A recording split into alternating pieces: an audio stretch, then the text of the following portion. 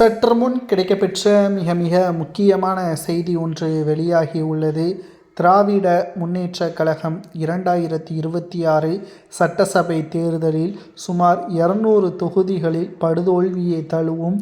குறிப்பாக தோல்வியடைவதற்கு காரணமே திமுகவின் மூத்த அமைச்சர்கள்தான் என்ற கருத்து கணிப்புகளும் வெளியாகியுள்ளது. அதிர்ச்சியில் ஸ்டாலின் இருக்கிறார். அதாவது சமூக வலைதளங்களில் திமுகவிற்கு எதிராக தற்பொழுது பல்வேறு தகவல்களை நம்மால் பார்க்க முடிகிறது. தவேக மெகா கூட்டணியை அமைப்பதற்கும் கட்சியை பலப்படுத்துவதற்கும் மாஜி அமைச்சர்களை அதிமுகவில் இருந்து தவேகவில் இணைக்க வைத்துவிட்டார்.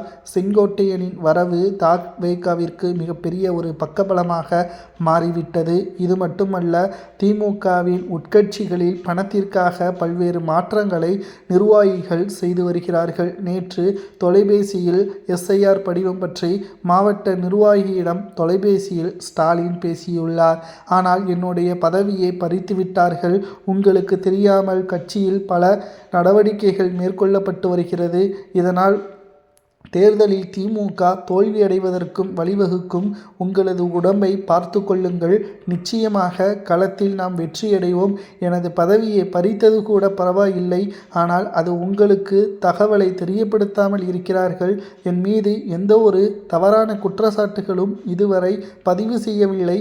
பணத்திற்காகவும் என்னுடைய பதவியை பறித்துவிட்டார்கள். தற்பொழுது இருக்கக்கூடிய நிர்வாகிகள் உங்களுக்கு எதிராகவே களத்தில் இருப்பதாகவும் தெரிவித்துள்ளனர். பணத்திற்காக என்ன வேண்டுமானாலும் செய்யக்கூடியவர்கள் திமுகவில் உங்களது கைக்கூலியாக மாறிவிட்டார்கள். இது அனைத்தும் உங்களுக்கு தெரியாமலே நடந்து கொண்டிருக்கிறது என்பதையும் அந்த மாவட்ட நிர்வாகி ஸ்டாலினிடம் தெரிவித்துள்ளார்.